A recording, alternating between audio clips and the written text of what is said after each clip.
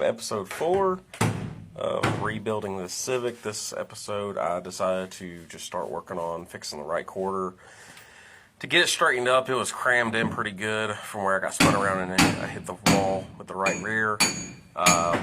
Turned out pretty good. It's not perfect, but it's good enough for paint and decals. And yeah, basically good enough. It's a race car after all.